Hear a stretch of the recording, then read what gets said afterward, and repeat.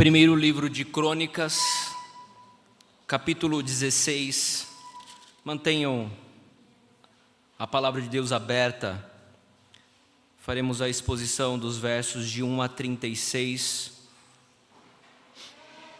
do primeiro livro de Crônicas. Meus irmãos, esse é o mês de aniversário da igreja.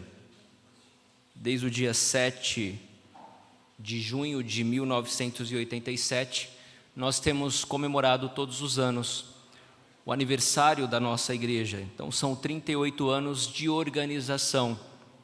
E como nós relembramos na escola dominical do domingo passado, lembrar e agradecer ao aniversário é de fato voltar à nossa memória aquilo que Deus fez em prol do seu povo, em prol da sua igreja. E quando nós olhamos para alguns salmos de ações de graças, é isso que nós vemos. Aqui nós vemos Davi, este é um salmo que está lá no livro de 1 Crônicas, mas que você encontra parte dele no Salmo 96, no Salmo 105 e no Salmo 106, e foi escrito por Davi em uma ocasião muito especial. O símbolo da presença de Deus estava sendo trazida para a cidade de Davi e colocada sobre o tabernáculo, sobre a tenda que ele mesmo construiu. O que nós aprendemos com esse texto, meus irmãos, é que devemos louvar ao Senhor, trazer à memória aquilo que Deus já fez por nós e de fato continuar a nossa missão de engrandecer, de levar a mensagem do Senhor a todas as nações. Então o propósito deste sermão é levar a igreja a ter ações de graças, a ter um coração grato, reconhecer os poderosos feitos de Deus na história, na edificação, tanto no Antigo Testamento quanto na vida da nossa igreja e na vida particular, na nossa vida, o que Ele tem feito, as suas ações, e diante disso, criar em nós um espírito de louvor, de adoração e de reconhecimento de todas as graças e bondades do Senhor. Quando Davi escreveu este salmo que está lá no livro de 1 Crônicas, meus irmãos, o livro de 1 Crônicas registra um evento muito importante. Davi, ele é consagrado rei, a partir do capítulo 11, ele é ungido como rei, e ele então invade e toma a cidade dos Jebuseus, que era a cidade de Jerusalém, e se torna então a cidade de Davi. E Deus foi abençoando Davi cada vez mais. Lá no versículo 9 do capítulo 11, diz assim: ia Davi crescendo em poder cada vez mais, porque o Senhor dos exércitos estava com ele. As vitórias, a grandeza e as conquistas de Davi se dão não à força do seu braço, se dão não pela sua estratégia de guerra, mas se dão pela graça, pela misericórdia e pelas bênçãos de Deus sobre ele. Davi ia crescendo em poder cada vez mais, mas o objetivo, o propósito, o motivo é porque o Senhor dos exércitos era com ele. E Davi então propôs no seu coração trazer a arca da aliança, que era o símbolo máximo da presença de Deus, aquele objeto que no tabernáculo ficava no lugar santo, no santo dos santos, o lugar mais íntimo do tabernáculo, onde apenas o sacerdote, uma vez por ano, vinha para oferecer sacrifício a Deus por si e por todo o povo. E Deus recebia a propiciação, havia a tampa do propiciatório sobre essa arca, e ali os pecados eram remidos pelo sangue dos animais oferecidos, apontando para o sacrifício eterno do Cordeiro. E Davi então se propôs a trazer essa arca de Kiriat Jearim, que havia sido esquecida pelo antigo rei Saul. Mas, diante do pecado que nós lemos ali no capítulo 13, Davi temeu ao Senhor e não trouxe, e a arca permaneceu na casa de Obed-Edom, que era um levita. E Obed-Edom foi abençoado durante o período em que a arca ficou ali na sua casa.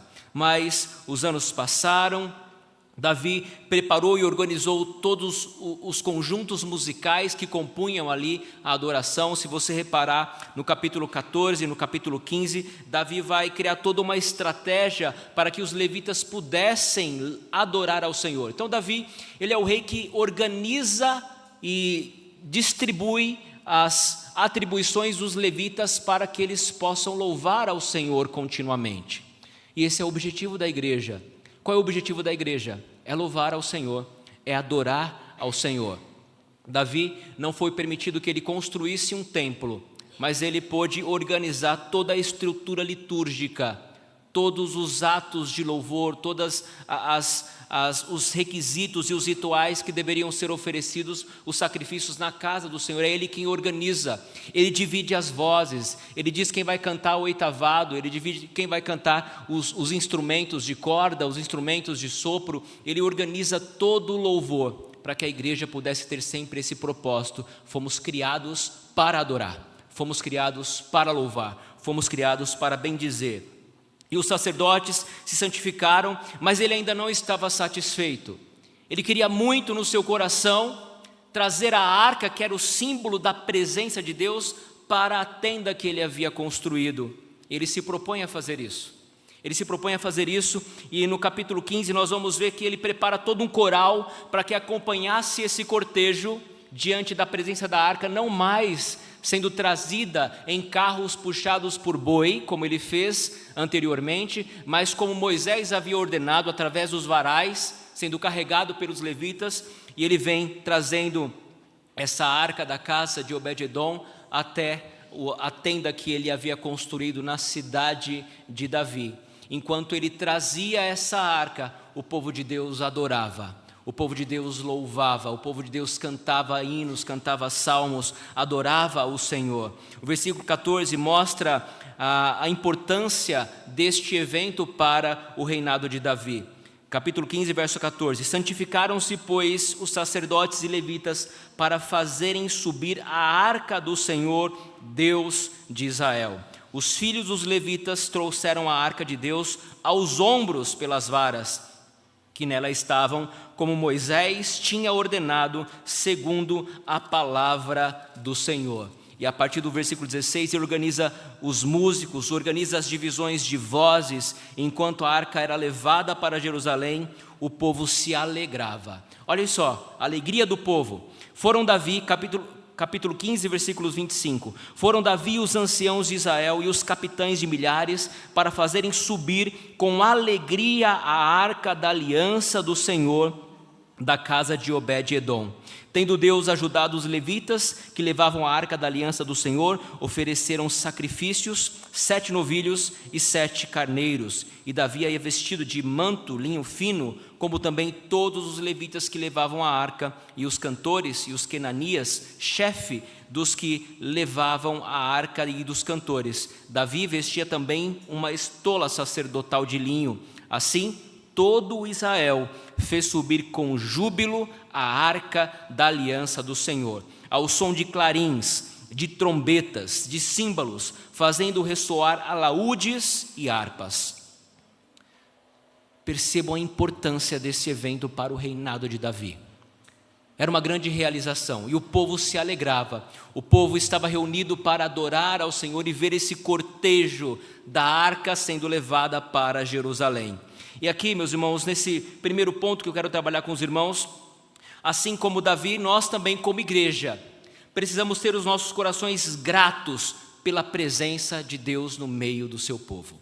Era isso que simbolizava e representava a arca da aliança. Era a presença de Deus no meio do seu povo. E nós, tal como eles, também precisamos, com os nossos corações cheios de gratidão, nos alegrar diante da presença de Deus no meio do povo. Observe os versículos de 1 a 6, capítulo 16. Introduziram, pois, a arca de Deus e a puseram no meio da tenda que lhe armara Davi. E trouxeram holocaustos e ofertas pacíficas perante Deus. Tendo Davi acabado de trazer os holocaustos e ofertas pacíficas, abençoou o povo em nome do Senhor. Um rei segundo o coração de Deus não era um rei que explorava o povo, era um rei que abençoava o povo em nome de Deus. Interessante que Davi, ele não se atenta apenas para ser o rei, o governante daquele povo, mas ele se coloca como um intercessor. Ele veste uma estola sacerdotal e com esse papel também tipificando e apontando para o Cordeiro, ele abençoa o povo de Deus. É isso que Cristo fez por nós. O nosso sumo sacerdote, ele nos abençoou em nome do Senhor e nos fez povo de Deus. E Davi então abençoou o povo em nome do Senhor e repartiu a todos em Israel, tanto homens como mulheres, a cada um bolo de pão, um bom pedaço de carne e passas. Como sempre, onde há o ajuntamento de crentes, há comida, há fartura. E comer, como nós vimos no Oriente Médio, né, o nosso missionário Marcos Agrippino esteve pela manhã e falou que aqueles que habitam no Oriente Médio, eles fazem só uma refeição por dia. Começam de manhã e terminam à noite. Eles comem muito e comem o dia inteiro. E quando o povo se ajunta com o coração alegre, o que ele faz? Reparte o pão, come, se alegra na presença do Senhor. E foi isso que eles fizeram. Repartiu a todos em Israel, tanto homem como mulheres, e a cada um bolo de pão e um bom pedaço de carne. Não tinha miséria, era um bom pedaço de carne e passas. Como os almoços aqui no Jardim Marilene, sempre há fartura entre o povo de Deus. E esse era um meio, compartilhar a refeição. Assentar à mesa com o irmão é um meio de agradecer a Deus pela provisão, pelo sustento, pelo pão de cada dia, se alegrar, conversar, ter comunhão. E o povo estava diante do Senhor, tendo comunhão com o Deus Criador de todas as coisas, o Deus da providência, e também se alegrando uns com os outros na presença do Senhor. E Davi então designou dentre os levitas os que haviam de ministrar diante da arca do Senhor e celebrar e louvar e exaltar o Senhor, Deus de Israel. Veja, o objetivo dos levitas era este: era louvar, era celebrar, era exaltar o Senhor, o Deus de Israel. Eles eram responsáveis por todos os rituais litúrgicos, o sistema religioso do Antigo Testamento, mas eles deveriam conduzir o povo de Deus nessa adoração. Eles começavam e o povo do Senhor juntamente com eles unia suas vozes para louvar, exaltar e bendizer o nome do Senhor.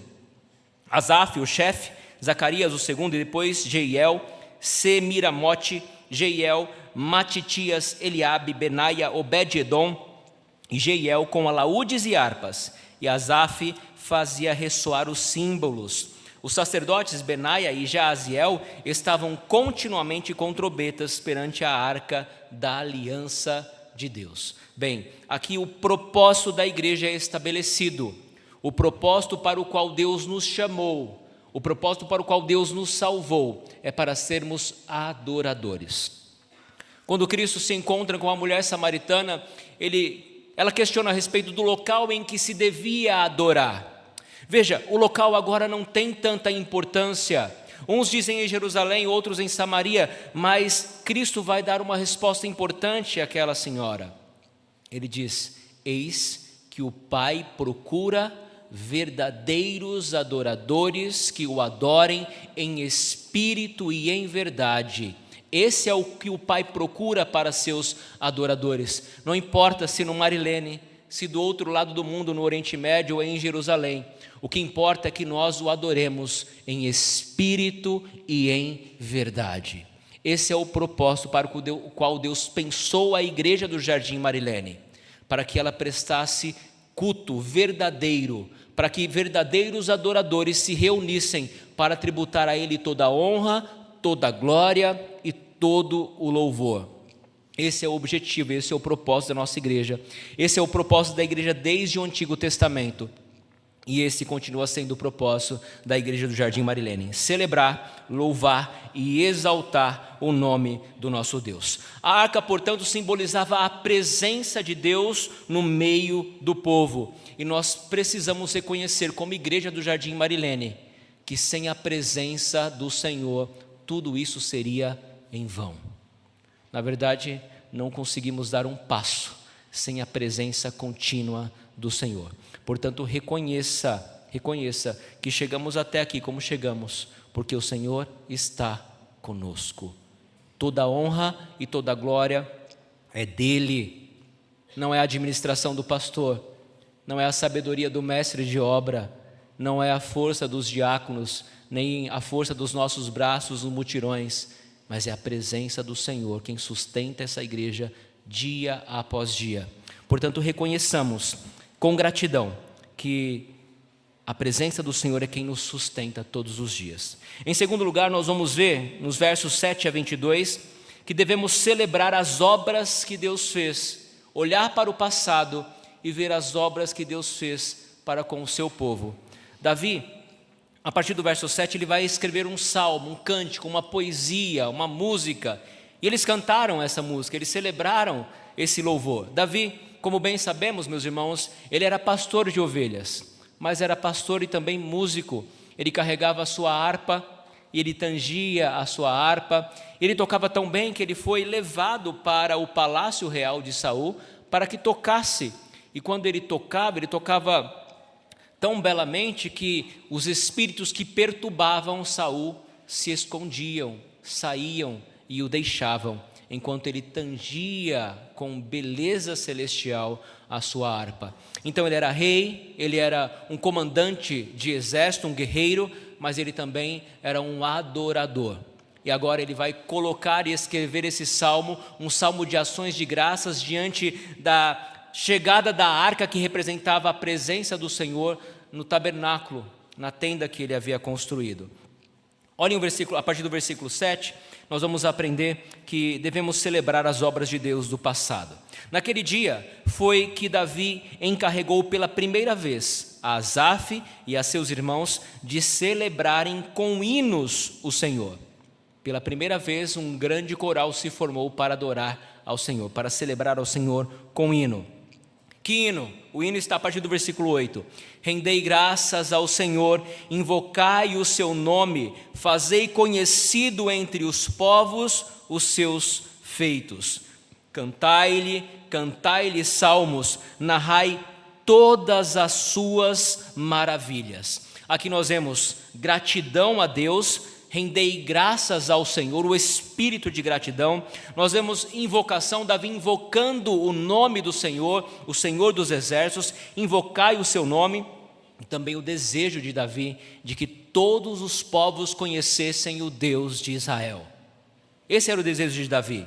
E aqui ele traz uma orientação, uma exortação, uma ordem: cantai-lhe salmos, narrai todas as suas maravilhas. Quando Davi fala, narrai todas as suas maravilhas, ele está dizendo para o povo de Israel: olhe para o passado, voltem algumas páginas do Pentateuco e vejam o poder de Deus sobre o seu povo, vejam as obras de Deus sobre o seu povo, sobre a sua igreja. Portanto, irmãos, quando nós comemoramos mais um ano de vida, seja a vida da igreja, seja a nossa vida pessoal, nós devemos olhar para o passado e nos lembrar de tudo aquilo que Deus fez em nosso favor, de como a sua graça e a sua misericórdia nos sustentou e nos livrou de tantos males. E diante disso, cantai-lhe salmos, narrar as suas maravilhas. Olha o versículo 10: gloriai-vos no seu santo nome, alegre-se o coração dos que buscam ao Senhor,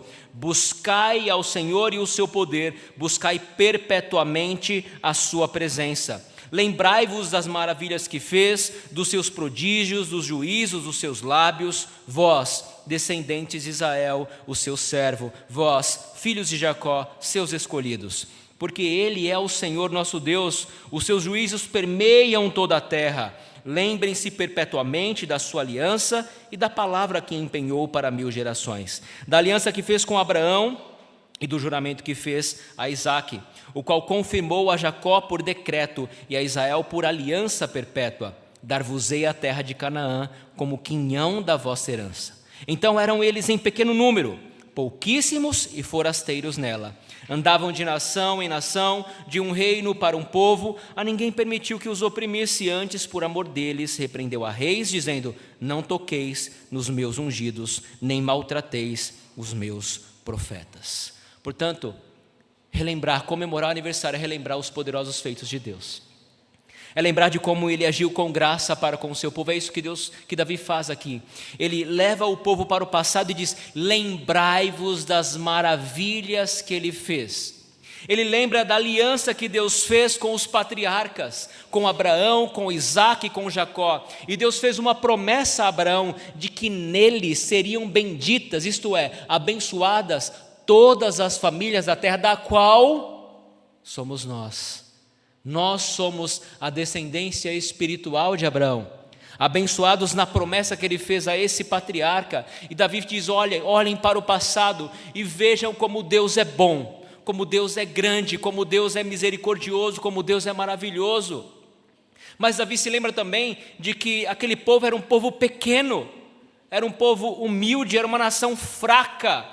Ele reconhece que eles não começaram com glória e com poder. Ele diz: olha, Deus se lembrou e deu a terra de Canaã como quinhão da vossa herança. Mas ele lembra também que aquele povo era em pequeno número, pouquíssimos, ele coloca aqui, pouquíssimos, e forasteiros nela, não tinham casas, não tinham propriedades, era um povo nômade que vivia pelo deserto de um lado para o outro, passava por uma nação, passava por outra nação, mas eles não tinham uma posse, uma herança, porque Deus ainda não havia dado. Foi assim que eles começaram. Deus pode fazer grandes coisas com pequenos começos. Foi assim com a história da igreja do Jardim Marilene.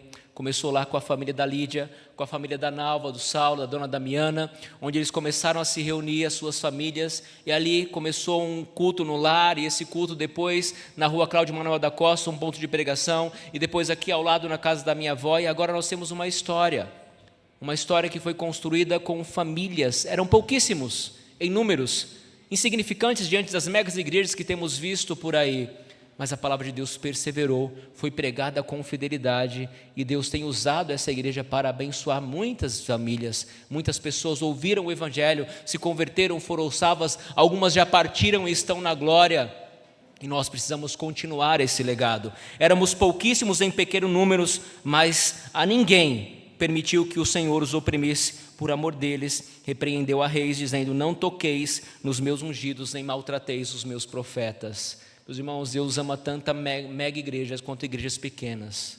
Ele não se importa com o número, Ele se importa com a qualidade da nossa adoração. Ele deseja verdadeiros adoradores que o adorem em espírito e em verdade. E esse é o propósito da igreja do Jardim Marilene. Não sabemos o que Deus tem para nós no futuro, daqui a 10, 15, 20, 30 anos. Mas o meu desejo é que essa igreja continue sendo fiel no seu objetivo, que é louvar a Deus, que é adorar o Senhor dos senhores, porque Ele é o nosso Deus. E Ele diz: não toqueis nos meus ungidos, nem maltrateis os meus profetas. Ele ama este povo, e ama verdadeiramente, porque Ele entregou o seu Filho para morrer na cruz, em nosso lugar, e assim redimir aqueles que pertencem ao Senhor Jesus. Nós aprendemos também, a partir do verso 23, meus irmãos, que devemos louvar ao Senhor. Mas esse louvor, ele não deve ficar apenas fechado aqui entre quatro paredes. Nós precisamos fazer com que o nome do Senhor seja conhecido de todas as nações. E a partir do versículo 23, nós vemos o desejo do salmista Davi, do rei Davi aqui, de que o nome de Deus fosse proclamado a todas as nações. E fazendo esse paralelo, nós precisamos, tal como Davi, pensar que o nome de Deus precisa ser pregado, evangelizado a todas as nações e nos envolver com a obra missionária. Olhem só o que o versículo 23 diz: cantai ao Senhor, não só o povo de Israel, todas as terras, proclamai a sua salvação dia após dia. Olhem só o que ele diz: anunciai não apenas em Jerusalém, anunciai entre as nações a sua glória, e entre todos os povos as suas maravilhas. Quais são os motivos para anunciar entre os povos as maravilhas de Deus? Ele passa a descrever os motivos aqui a partir do versículo 25. Porque grande é o Senhor e muito digno de ser louvado, temível mais do que todos os deuses, porque todos os deuses dos povos são ídolos. O Senhor, porém, fez os céus. Glória e majestade estão diante dele, força e formosura no seu santuário. Tributai ao Senhor, ó família dos povos, tributai ao Senhor glória e força, tributai ao Senhor a glória devida ao seu nome. Entrai, trazei oferendas e entrai nos seus átrios, adorai o Senhor na beleza da sua santidade. Tremei diante dele todas as terras, pois ele firmou o mundo para que não se abale. O nosso objetivo como igreja do Jardim Marilene é pensar no futuro. É como nós podemos cooperar e contribuir para que o nome de Cristo seja pregado nos 4 cantos deste mundo. É nós mesmos nos envolvermos com a obra da evangelização. É falar do amor de Cristo no nosso trabalho. É dar testemunho da graça e da misericórdia de Deus onde nós estamos inseridos, sejam em universidades, sejam em escolas, sejam no caixa sentado passando um troco, sempre lembrar dos poderosos feitos de Deus. Vejam, Davi queria que o nome de Deus fosse reconhecido e celebrado entre as nações, por isso ele diz: anunciai entre as nações as suas obras, os seus poderosos feitos. E esse é o nosso papel como igreja do Jardim Marilene. Nos envolver com a obra missionária, cooperar com a obra missionária, de fato nos engajar com isso e pensar como podemos ser relevantes nesse mundo, no tempo que se chama hoje. Como podemos fazer com que a mensagem de Cristo seja relevante no tempo que se chama hoje. Tremei diante dele todas as terras, pois ele firmou o mundo para que não se abale. Que o desejo de Davi seja o desejo também de cada um de nós que pertence à igreja do Jardim Marilene, de fazer o nome de Deus conhecido entre todas as nações, entre todos os povos, para que o nome dele seja exaltado e glorificado. Em quarto lugar, meus irmãos, eu quero lembrar a igreja que nós precisamos confiar no Senhor, porque o Senhor reina para sempre.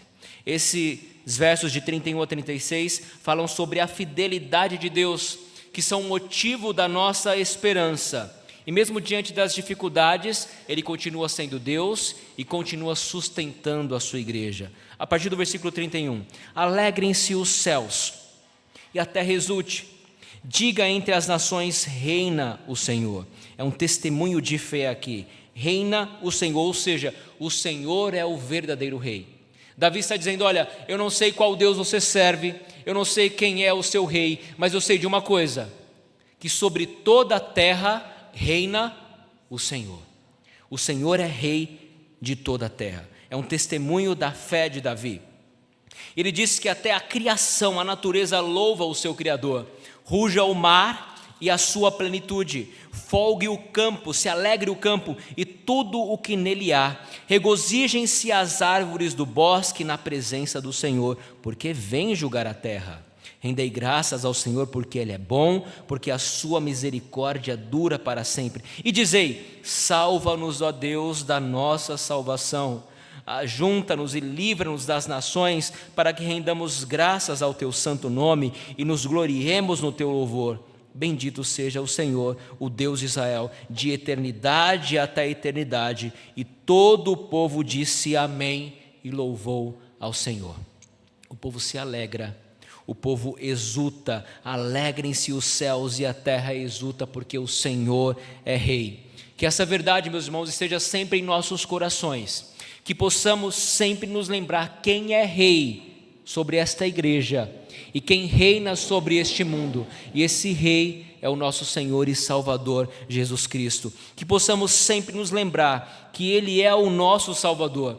Davi termina este salmo fazendo um pedido ao Senhor, e um pedido muito importante: salva-nos, ó Deus da nossa salvação. Nós precisamos reconhecer que a grande obra de Cristo, que Cristo fez pela sua igreja, foi a obra da salvação. Ele é o nosso Salvador, e nós precisamos reconhecer isso. No capítulo que nós seguimos aqui adiante, meus irmãos, no capítulo 17, Davi ele tem agora um desejo maior no seu coração. Ele não se contenta apenas em construir um tabernáculo, uma tenda para a Arca da Aliança. Ele quer construir um templo. Ele já havia construído o palácio real de Davi, mas agora ele quer construir um templo. Só que o profeta Natã vai até Davi e diz: olha, Deus não quer que você construa o templo. Deus não quer que você construa o templo. Davi era um homem de guerra, mas Deus faz uma promessa a Davi, que o seu descendente, que se assentaria no seu trono, seria ele quem construiria o templo, a casa, a morada do Altíssimo. E aqui, meus irmãos, nós temos a promessa de Deus para a linhagem de Davi como aquele que reinaria para sempre.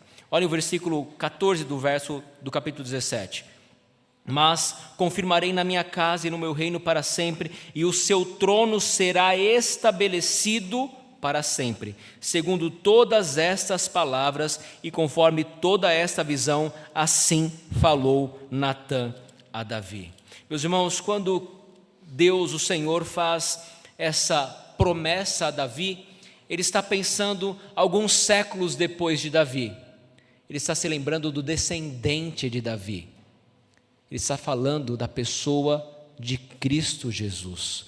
Sob ele, o governo será estabelecido para todo sempre. E aqui nós damos um salto e vamos para Apocalipse, que diz: vi na mão direita daquele que estava sentado no trono um livro, escrito por dentro e por fora, de todo selado com 7 selos. Vi também um anjo forte que proclamava em grande voz: quem é digno de abrir o livro e de lhe desatar os selos? Ora, nem no céu, nem sobre a terra, nem debaixo da terra, ninguém podia abrir o livro, nem mesmo olhar para ele. E eu chorava muito, porque ninguém foi achado digno de abrir o livro, nem mesmo de olhar para ele.